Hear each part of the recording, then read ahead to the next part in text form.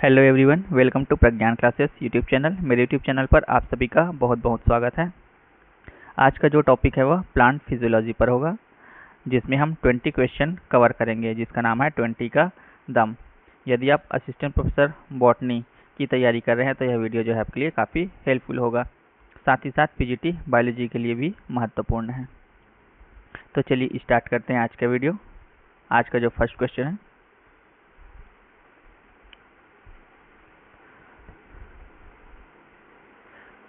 Who is called father of plant physiology. Plant physiology के जो father हैं वो कौन है, यानी कि प्लांट फिजियोलॉजी के पिता किसे कहा जाता है। ऑप्शन है केल्विन को, जेसी बोस को, स्टीफन हेल्स को या फिर वॉन हेलमंड को। तो प्लांट फिजियोलॉजी के जो फादर है कहा जाता है स्टीफन हेल्स को। स्टीफन हेल्स जो है क्या है, फादर ऑफ प्लांट फिजियोलॉजी है। Option C is the correct answer.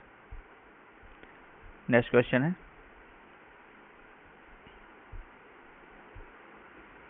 Root hair arise from these and increase the these for absorption.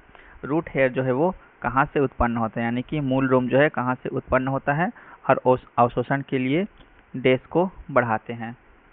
Cortex and surface area, epidermis and cambium. Cortex and cambium, epidermis and surface area.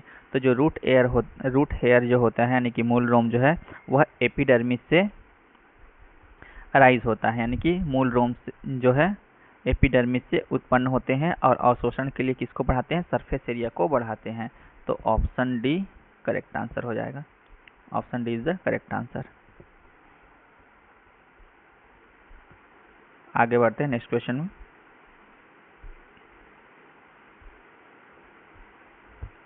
Water will be absorb by root hair when the external medium is. बाहरी माध्यम होने पर पानी को मूल रोम से अवशोषित किया जाता है। जो रूट हेयर होता है वो क्या करता है, वाटर को एब्जर्व करता है। बाहरी माध्यम में क्या होना चाहिए, हाइपोटोनिक होना चाहिए, हाइपरटोनिक होना चाहिए, आइसोटोनिक होना चाहिए या फिर विस्कस होना चाहिए। तो जब बाह्य माध्यम में हाइपोटोनिक होता है तब मूल रोम के द्वारा क्या किया जाता है, रूट हेयर को, यानी कि मूल रोम के द्वारा, रूट हेयर के द्वारा वाटर को एब्जॉर्ब किया जाता है। तो इसका राइट आंसर जो हो जाएगा क्या हो जाएगा, हाइपोटोनिक, ऑप्शन ए। जब रूट हेयर यानी कि जो सेल सैप होता है, सेल सैप में क्या प्रेजेंट है, सॉल्यूट प्रेजेंट होता है, सॉल्यूट है। और इस सॉल्यूट का जो कंसंट्रेशन जो है वो सैप में क्या हो जाएगा, ज़्यादा हो जाएगा। तब क्या करेगा, वाटर को एब्जॉर्ब किया जाएगा, यानी कि सॉल्यूट ज़्यादा हो गया है और वाटर क्या हो गया है, कम हो गया है। तो इसको किसकी ज़रूरत है, वाटर की ज़रूरत है। तब यह रूट हेयर जो है क्या करेगा, वाटर को एब्जॉर्ब करेगा। तो याद रखेंगे, सॉल्यूट जो है सेल सैप में ज़्यादा हो जाता है और वाटर जो है वो कम हो जाता है, तब वाटर मॉलिक्यूल्स की ज़रूरत पड़ती है और रूट हेयर के द्वारा एब्जॉर्ब किया जाता है। आगे बढ़ते हैं next question. Which can be used to measure root pressure. Root pressure यानी कि जो मूल दबाव है, रूट प्रेशर जो है उसको मापने के लिए किसका उपयोग किया जाता है, थर्मोमीटर का, स्पीडोमीटर का, स्फिग्नोमैनोमीटर का या फिर मैनोमीटर का। तो रूट प्रेशर मापने के लिए हम जिसका यूज करते हैं वह है manometer. Option B is the correct answer. अगला क्वेश्चन,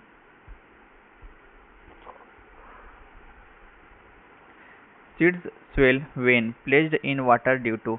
जब बीज पानी में रखा जाता है तो फूल जाता है, ऐसा क्यों होता है, ऑस्मोसिस के कारण, इम्बिबिशन के कारण, हाइड्रोलाइसिस के कारण या फिर ऑल ऑफ द एबव के कारण। तो जब भी हम सीड को या फिर बीज को हम पानी में रखते हैं तो वह क्या हो जाती है, फूल जाती है, स्वेल कर जाती है। और इसकी जो यह जो प्रक्रिया होती है क्या कहलाती है, इम्बिबिशन कहलाती है। Option B is the correct answer. अगला क्वेश्चन,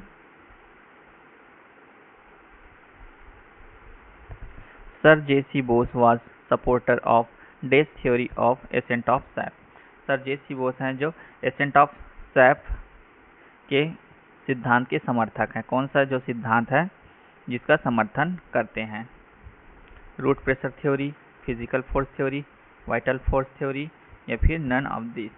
तो सर जे.सी. जो बोस हैं वो एसेंट ऑफ सैप के वाइटल फोर्स थ्योरी के सपोर्टर हैं, यानी कि उसका समर्थन किए हैं। Vital force theory, option C is the correct answer. Next question, inverse correlation is observe in between.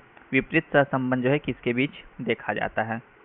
Option है pressure potential and water potential, TP and WP, DPD and WP, none of the above. तो inverse correlation जो होता है, विपरीत सहसंबंध, यह पाया जाता है टीपी यानी कि टर्गर प्रेशर और डब्ल्यूपी यानी कि वाल प्रेशर के बीच में। जो टीपी है यानी कि टर्गर प्रेशर है, किधर से किधर की ओर होता है? अंदर से बाहर की ओर होता है। और जो वाल प्रेशर होता है वो किधर होता है? बाहर से अंदर की ओर होता है, यानी कि दोनों क्या है? विपरीत है। टर्गर प्रेशर अंदर से बाहर की ओर होगा और वाल प्रेशर जो है बाहर से अंदर की ओर होता है। जब टीपी यानी कि टर्गर प्रेशर जो है वो ज़्यादा होता है वाल प्रेशर से, तो क्या होगा? सेल जो है वो बस्ट हो जाएगी, यानी सेल जो है वो फट जाएगी। हाइपोटोनिक सॉल्यूशन होता है जिसमें। और अगर वाल प्रेशर जो है वो ज़्यादा है किससे? टर्गर प्रेशर से, तो क्या होगा? प्लाज्मोलाइसिस होगा, यानी कि हाइपरटोनिक सॉल्यूशन होगा, तो प्लाज्मोलाइसिस हो जाता है। हाइपरटोनिक सॉल्यूशन में क्या होता है? जो सेल है वो प्लाज्मोलाइज्ड हो जाता है, पिचक जाता है। और हाइपोटोनिक सॉल्यूशन में क्या होता है? सेल जो है वो बस्ट कर जाती है, फट जाती है। तो याद रखेंगे ये कंडीशन भी। नेक्स्ट क्वेश्चन देखते हैं।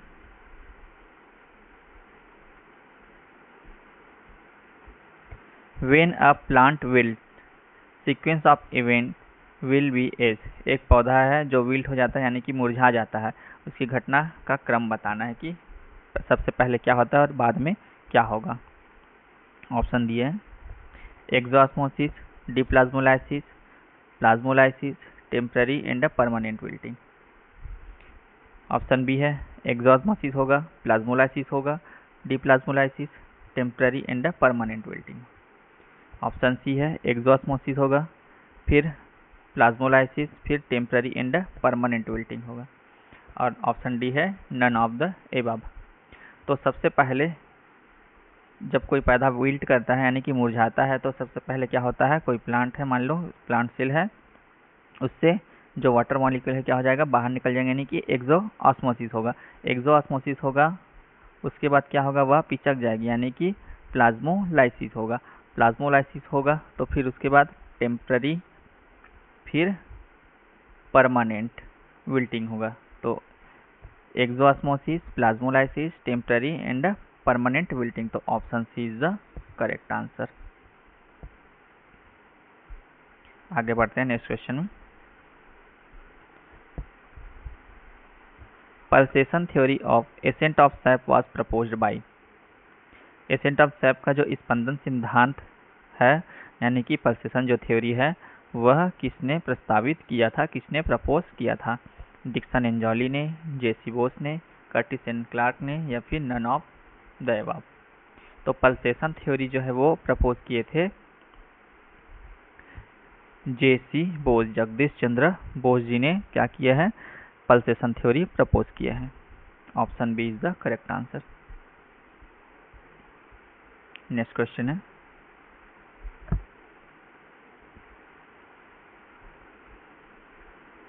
a girdle plant up to bast may survive for some time but it will eventually die because। एक प्लांट है जिसमें क्या किया है? गर्डल किया गया है, यानी कि रिंगिंग किया गया है उसके तने के निचले भाग में। कुछ समय के लिए जीवित रह सकता है लेकिन अंततः वह मर जाता है। क्यों? ऐसा क्यों होता है? जब भी कोई प्लांट है इसमें क्या करेंगे? निचले पार्ट में हम गर्डलिंग करेंगे, यानी कि आउटर जो पार्ट होता है उसको निकाल दिया जाता है। फिर कुछ समय बाद वह क्या हो जाता है? मर जाता है। तो इसका क्या कारण हो सकता है? ऑप्शन ए है water will not move downward, water will not move upward, sugar and other organic material will not move downward, option D है sugar and other organic material will not move upward.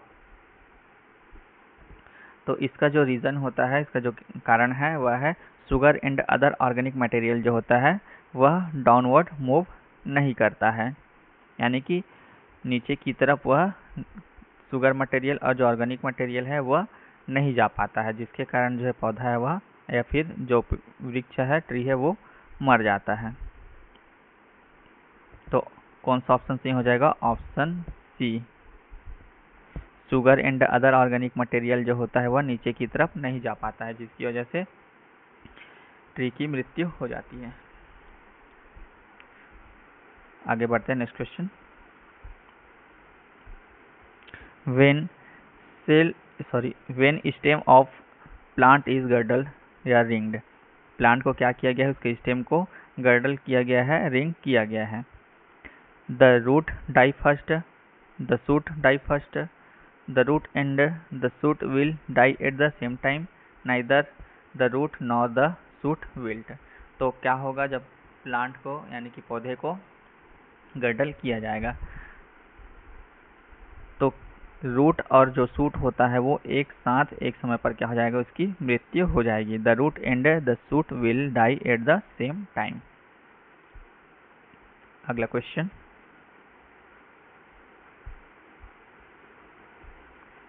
If cell A with OP is equal to 5 and TP is equal to 4 surrounded by cell with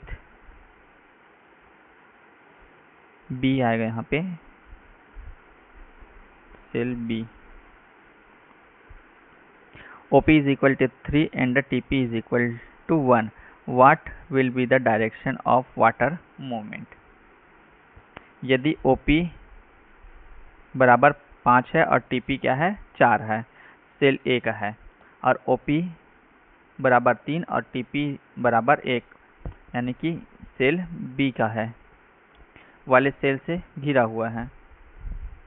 तो पानी की दिशा जो है वो यानी कि पानी की जो गति है किस दिशा में होगी? From cell A to other cell, from other cell to cell A, water will not move, water will move in both the direction in equal amount. तो ये जो क्वेश्चन है वो पूछा जा रहा है डीपीडी से रिलेटेड है। DPD, diffusion deficit, DPD, diffusion pressure deficit के बारे में। तो इसके लिए फार्मूला होता है, क्या फार्मूला होता है? DPD is equal to OP minus TP होता है। ओपी माइनस टीपी यानी कि osmotic pressure minus turgor pressure होता है। तो पहले हमें क्या निकालना पड़ेगा? डीपीडी निकालना पड़ेगा। पहले सेल ए का निकालना पड़ेगा। सेल ए के दिया हुआ है ओपी कितना दिया हुआ है? 5 दिया हुआ है, माइनस लगाएंगे, और टीपी कितना दिया हुआ है? 4 दिया हुआ है। तो कितना आ जाएगा? 1 आ जाएगा। इसी प्रकार से सेल बी जो है अनदर सेल, उसका भी निकाल लेते हैं। ओपी कितना दिया हुआ है? 3 दिया हुआ है, और टीपी कितना दिया है? 1 दिया हुआ है, 1। तो इसका कितना आ जाएगा? 2 आ जाएगा। यानी कि सेल ए का कितना है? 1 है, और सेल बी का कितना है? 2 है।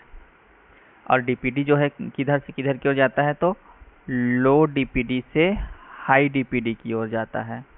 लो डीपीडी से हाई डीपीडी की ओर जाएगा। तो सेल ए का कितना है? 1 है, और सेल बी का 2 है। तो वाटर का जो मूवमेंट है किधर होगा? ए से बी की तरफ होगा। तो from cell A to other cell यानी कि बी सेल की तरफ जाएगा। तो ऑप्शन ए करेक्ट हो जाएगा, from cell A to other cell यानी कि बी की तरफ।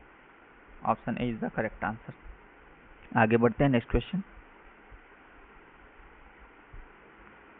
Ringing girdling experiment can not be performed in. Ringing या फिर जो गर्डलिंग का प्रयोग है, एक्सपेरिमेंट है, वह किस पर नहीं किया जा सकता है? शुगर केन में, मैंगो में, इंडियन रबर प्लांट में, या फिर टेंटोना में। तो गर्डलिंग जो एक्सपेरिमेंट है वह नहीं किया जा सकता है मोनोकॉट प्लांट में। यहाँ पर मैंगो जो है डाइकॉट है, इंडियन रबर प्लांट डाइकॉट है, और टेक्टोना भी डाइकॉट है। और शुगर केन क्या है? एक मोनोकॉट प्लांट है। मोनोकॉट प्लांट में ये पॉसिबल नहीं है। क्यों पॉसिबल नहीं है? क्योंकि इसमें स्केटर्ड वस्कुलर बंडल पाया जाता है। जो वस्कुलर बंडल होते हैं कैसे है, बिखरे हुए रहते हैं, इसलिए क्लोज्ड टाइप का वस्कुलर बंडल पाया जाता है इसमें। किस टाइप का? क्लोज्ड टाइप का वस्कुलर बंडल पाया जाता है। No cambium no secondary growth, यानी कि इसमें कैम्बियम नहीं है तो इसमें सेकेंडरी ग्रोथ भी नहीं होगा। तो option is the correct answer. आगे बढ़ते हैं नेक्स्ट क्वेश्चन। 14 नंबर क्वेश्चन है, opening and the closing of stomata is due to. रंध्रों का खुलना और बंद होना किसके कारण होता है? Hormonal change in guard cell, change in turgor pressure of guard cell, gaseous exchange, respiration. तो रंध्रों का खुलना और बंद होना जो है वो गार्ड सेल के टर्गर प्रेशर के कारण होता है। किसके कारण होता है? Change in turgor pressure of guard cell. Option B is the correct answer.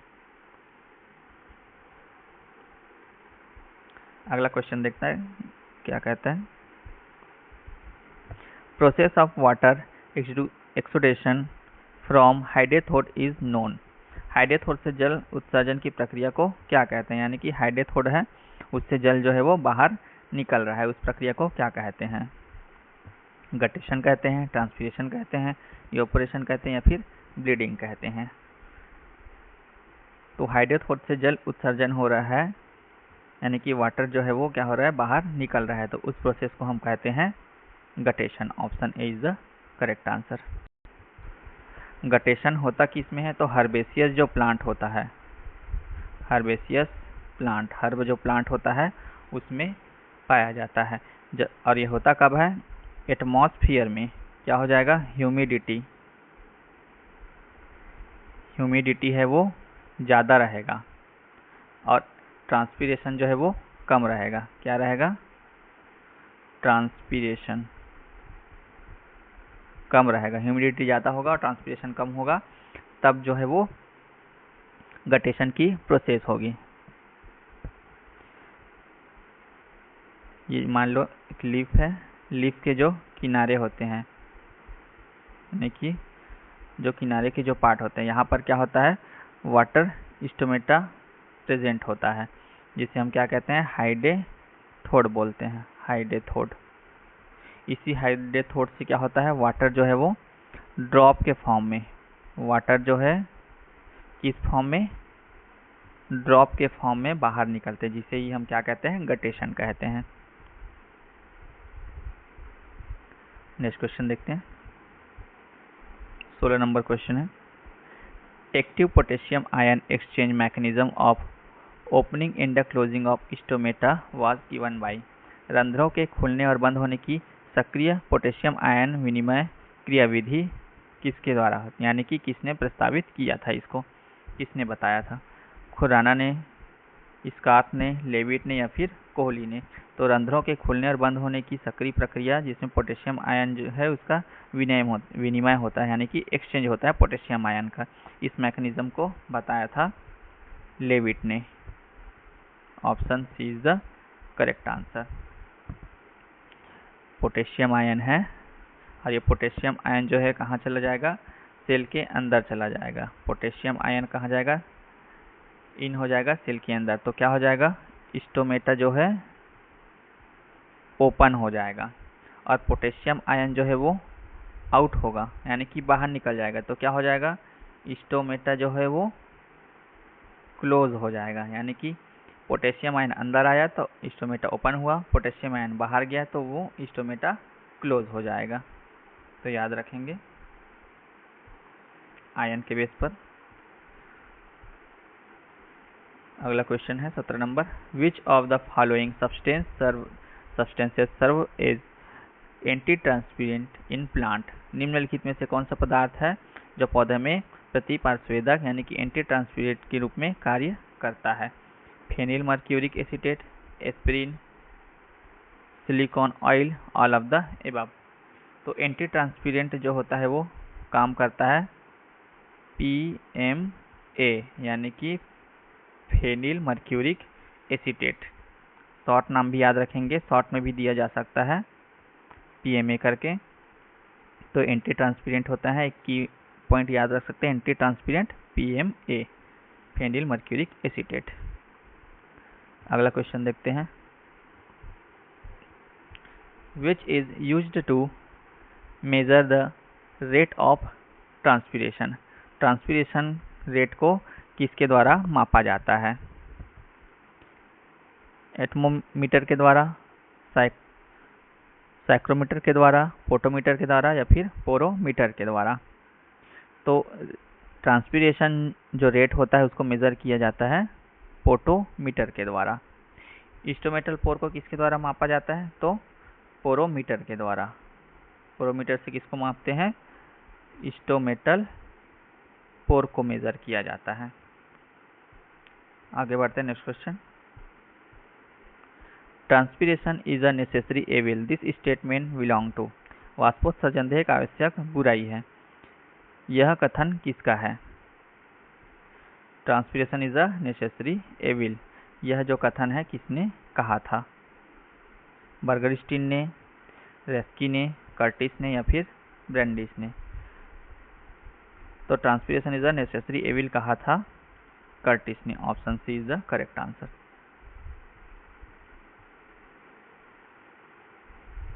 अगला क्वेश्चन, ऑस्मोसिस मीन्स, परासरण का अर्थ क्या है? Solute from low concentration to high concentration, solute from high concentration to low concentration, solvent from low concentration of solution to high concentration of solution. Option D है solvent from higher concentration solution to low concentration solution. तो इसका right answer क्या हो जाएगा? Osmosis किसे कहते हैं? परासरण। तो परासरण में क्या होता है?